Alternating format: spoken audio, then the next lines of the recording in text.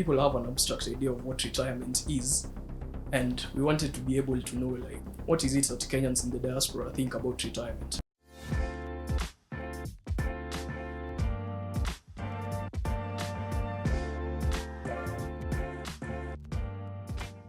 Welcome to another episode of the podcast. Very excited to be back on air. It's been a while, but we've been busy building, overcoming hurdles, so to speak. But great to be back on the podcast. This week we have a special treat. A member of the team, another member of the team has joined us, and this one is especially special because he's I guess what would I call it? He's a member of our fellowship program and who joined us right out of uni, and he's blazing the trail, doing some amazing work. So, Mr. Brian Mutuku, welcome to the podcast. Introduce yourself. Thank you. So my name is Brian Mutuku. I'm a research analyst here at Roots Africa. So what we do as our market, or rather our function, is we develop intelligence. We develop intelligence in order to offer actionable insights to our stakeholders. And in this research analyst function, I work with a colleague of mine also called Al Collins. But he also does some things called developer relations, which I think might come later in another episode of this podcast. So yeah, I'm excited to do this, where we're going to be delving into a really great report that I did. So yeah, really looking forward to this episode. Yeah, it's great to have you, man. And just to give some context, you've been with Roots and Impact Africa for about 6 months now. Yeah, 6-7 months. 6-7 months, yeah. And it's been amazing to work with you and to see you evolve into the role. And some of the work you're doing is quite fantastic, as the audience hopefully will recognize. So, if you could talk about the what, why, and how of the function, right? What is it that we do in the analyst function? Why does it exist? What are the goals for the function? Okay, so talking about the what, the what majorly constitutes of developing intelligence, as I earlier mentioned. So for the why is in order to be able to... just what's intelligence? What do you mean by intelligence? Okay, so when I talk about intelligence, I'm talking about being a sort of thought leadership where we are able to provide people with information which was otherwise hidden per se. But yeah. So developing market reports, market research, and stuff of that nature, right? Yeah. And the why and the how.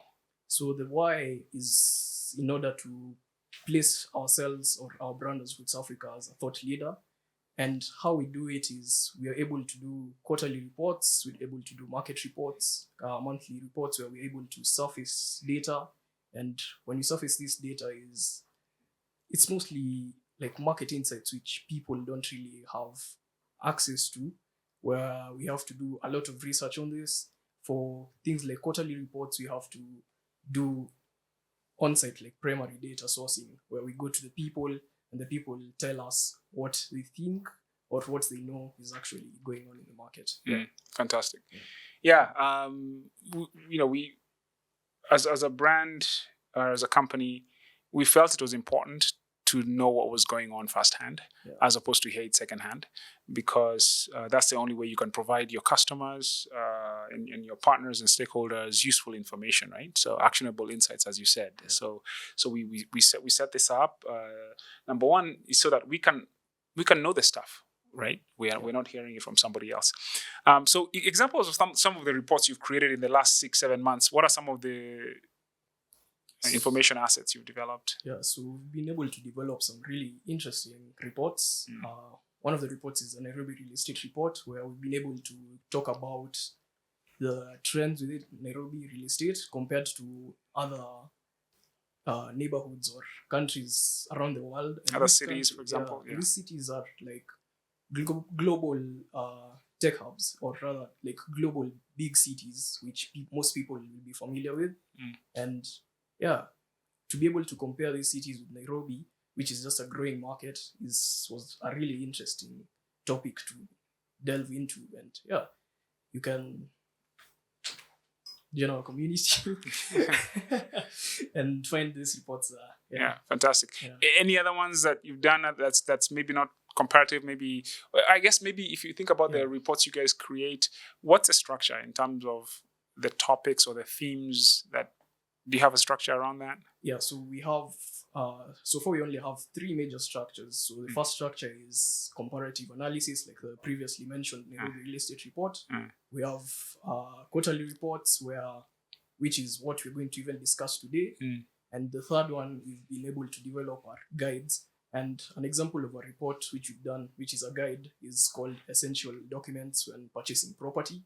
And this is basically just a guide to be able to help an investor or just anyone who's really interested in purchasing property. To be able to follow through.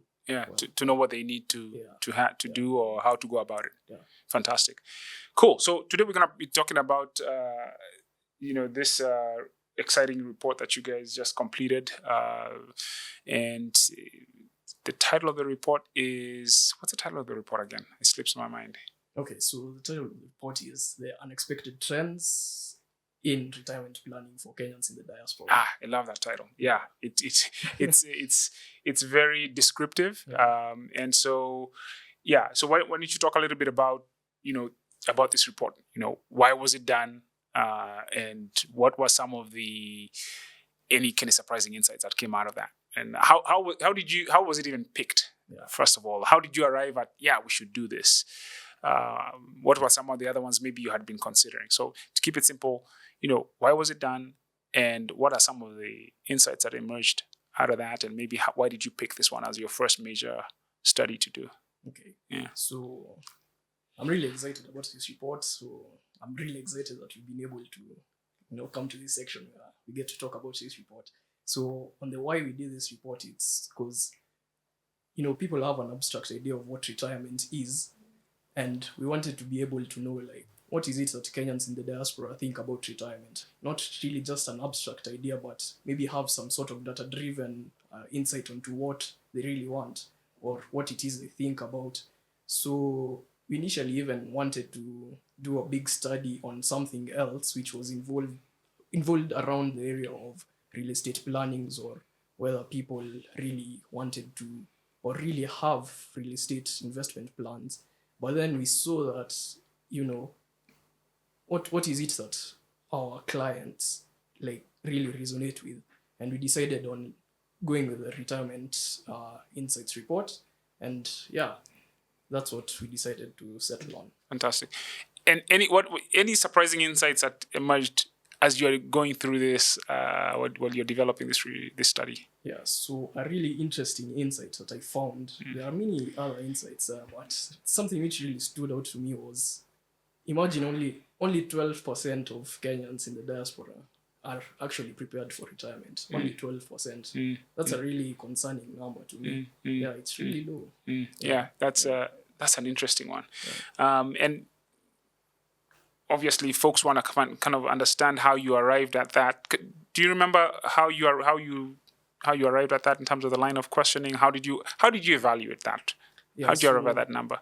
Well, we're designing this survey. First of all, when you're designing the survey, you have to make the questions flow. You have to make the questions really easy to follow them so that you don't lose your audience when they're responding to this survey. So in the structure and flow of questions, we were able to include a question of, how ready do you feel for retirement? Okay. From where you as a perspective. Obviously, retirement progresses over time.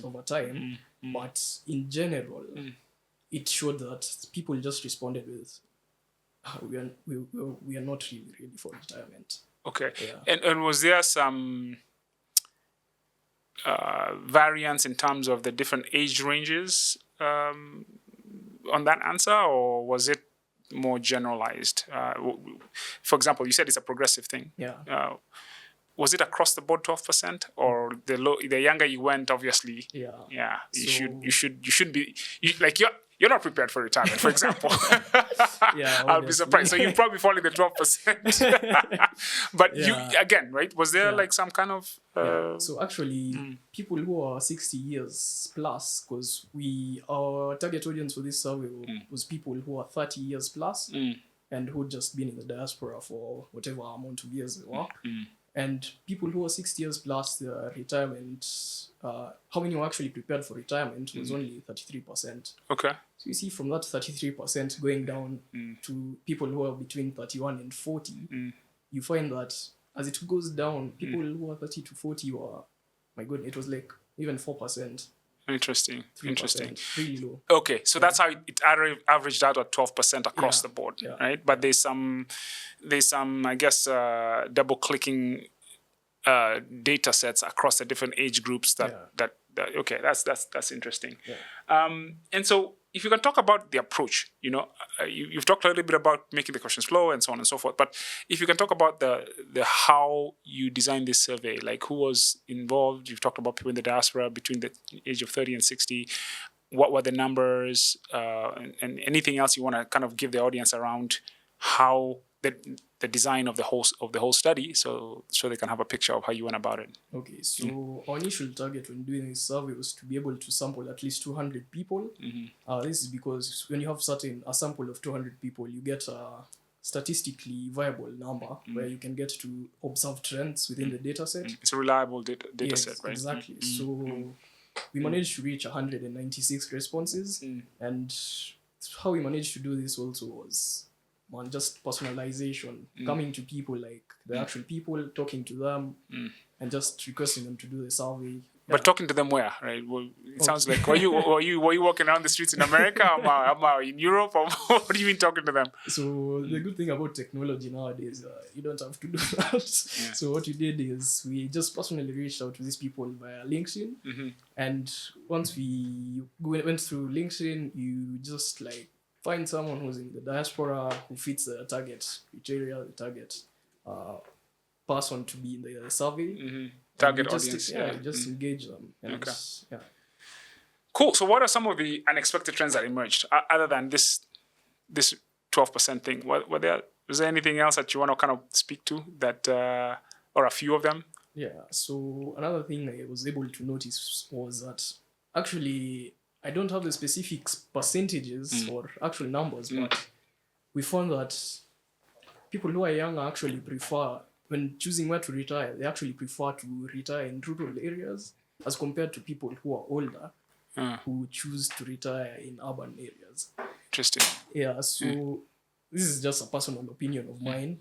What I thought was the older people have started thinking about maybe their health, maybe finding facilities, something really close where they can. That's interesting. Yeah. So they're thinking more access to, I guess, places where they can be, their health can be taken care of, access just to amenities and facilities, right? Young people still feel like I can take on the wild and, and rough it.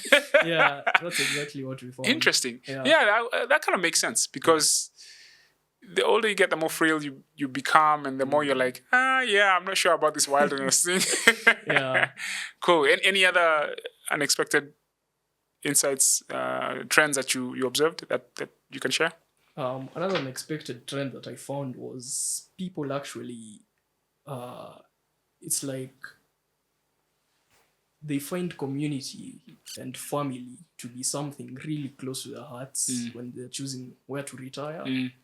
And it was really unexpected because you'd think that money should be at the top of finances, at the top of your priorities, but people are like, am I really going to retire where people don't like me, or I don't like this community? So, or I don't fit in. Yeah. Interesting. Okay, cool. So did the report uncover any concerns or fears about from Kenyans about retirement? Or so one major concern that really shone through the report was how Kenya is right now, which is Kenya is really, just a personal opinion for me, based on the data we found, was that Kenya really isn't as political stable as people think it is. So you find many survey respondents were really concerned about this aspect. They're really concerned about the man in charge right now. The politics of the day. It's and it's an interesting one because how did this influence their how did this play out in terms of how they responded to the survey or their thinking around retirement? How did it shape their? So they were like, I'm not going to move from a country that's stable. I have good healthcare, because healthcare was also another thing which Right. stood out. Right. Like, I'm not going to move from a country that has good healthcare, it's stable, my investments are protected. I don't have this risk of inflation just coming and taking away everything I've worked hard for my whole life. Yeah, so to them, they're like, I don't know. I'd rather just stay where I am. Yep. And I'm comfortable, yeah. Yeah, this stability, predictability. Yeah. But when you were doing this survey, when were you conducting the bulk of this survey? Which period was this? So I did it between December and February. December 2024 and February 2025. Right, but most of it was conducted. The majority of it was conducted. When did you reach maybe 150? I hit 150 responses around end of January. End of January. Yeah. Okay. Yeah, I mean, the reason I bring that up is because the global political landscape has shifted up quite a bit in that last couple of months. Yeah. And it's just interesting to now say, okay, if we're to do that survey right now around the question of political stability and all that, especially folks pretty much all over the world, but primarily in the US, things are very fluid right now. Yeah. I wonder if it would influence or change their perception on that, because now it's like, oof, okay, where is there's a lot of unpredictability, uncertainty, exactly, around the world, and so I'm just wondering if that might influence how they see that. But I guess it just goes to show that we're all in one big boat. And no matter where you are in the world right now, it all feels relatively the same, unstable and uncertain, but hey, it is what it is. Yeah. So going to the next question here, you also talked about the impact of family dynamics and community influence on retirement decisions. It seems like how did they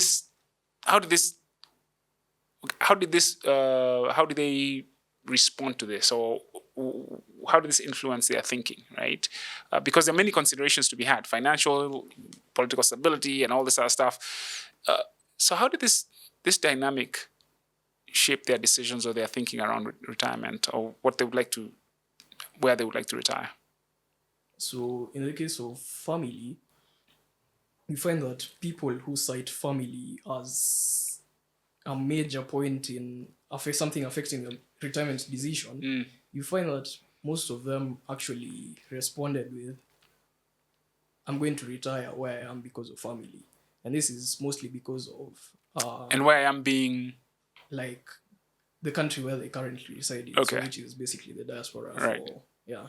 So, and when they say family, it's mostly... when they say family and then they tie it towards the retiring in current country of residence, it was mostly tied to like the nuclear family. They already settled there, right? They had kids there, right? And the kids already grew up there, so it's like they already found a community and a family there, right? But then for the people who cited coming back to Kenya, it was more so towards the extended family bit, where they're like, this is why I'm retiring in Kenya, because of my extended family, which is basically settled down here. And what was the percentage breakdown between people who were seeing their retirement years in the diaspora versus local? Was there some kind of...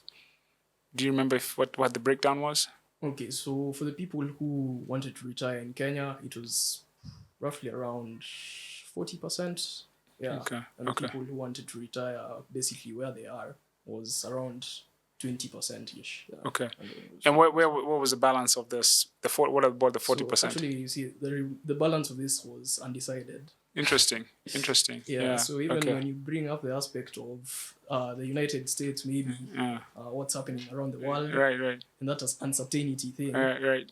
I feel like if we'd conducted the survey again, that undecided bit might shift. Just blow up. And, Interesting. Wow. Yeah.